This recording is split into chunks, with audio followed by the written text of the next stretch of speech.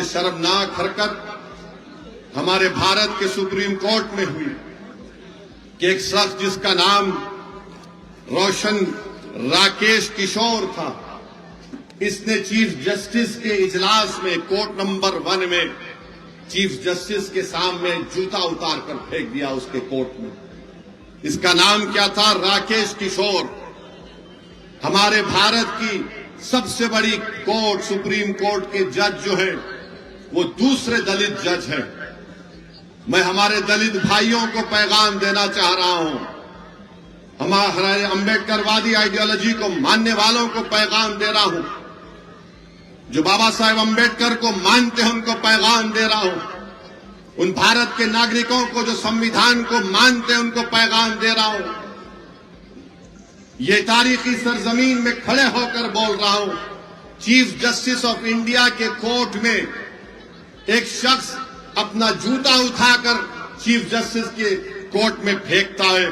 मेरे भाई आप बताइए क्या हो रहा है? और जब उस शख्स ने नारा क्या लगाया, सुप्रीम कोर्ट के चीफ जस्टिस के इजलास में नारा क्या लगाया कि सनातन धर्म का अपमान नहीं सहेगा हिंदुस्तान। उसने नारा लगाया और अपनी जेब से उसके कागज भी निकला, उसमें लिखा था कि सनातन धर्म का अपमान नहीं सहेगा हिंदुस्तान। हम मोदी से पूछना चाह रहे हैं, मोहन भगवत से पूछना चाह रहे हैं, नीतीश कुमार से पूछना चाह रहे हैं, बताओ इस शख्स में इतनी हिम्मत कैसे आई कि उस सुप्रीम कोर्ट के चीफ जस्टिस के इजलास में जाकर जूता उठाकर भारत के दूसरे दलित चीफ जस्टिस ऑफ इंडिया की तरफ फेंके। नरेंद्र मोदी 11 साल आपके प्रधानमंत्री की मौजूदगी में, मगर दिल्ली पुलिस को क्या हुआ? दिल्ली पुलिस 100 मोटर एक्शन ले सकती। और मैं आपको बता रहा हूं, देश को बता रहा हूं, जब हमारी संसद पार्लियामेंट में 2 नौजवान कूद गए संसद में, याद है? कूदे थे। कूदने के बाद एक धुआं उन्होंने छोड़ा, उन पर अनलॉफुल एक्टिविटीज प्रिवेंशन एक्ट लगाया गया। भारत के प्रधानमंत्री, दिल्ली की पुलिस आपके मातहत आती है और आप खाली एक बयान दे दिए, ये बहुत गलत हुआ।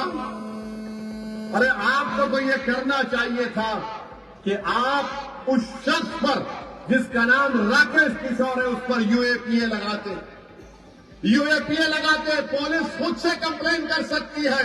उसका नाम असद होता, क्या करता?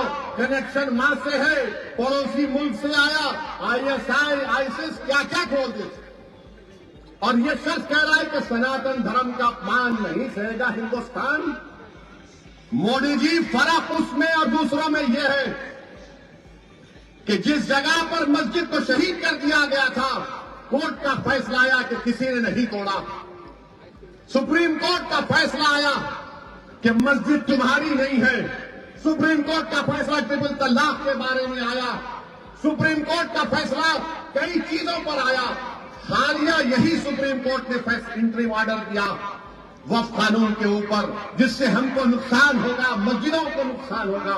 मगर जो संविधान को मानते हैं, जो संविधान को मानते हुए कहा कि हम कोर्ट के फैसले से खुश नहीं है, यह फैसला गलत है।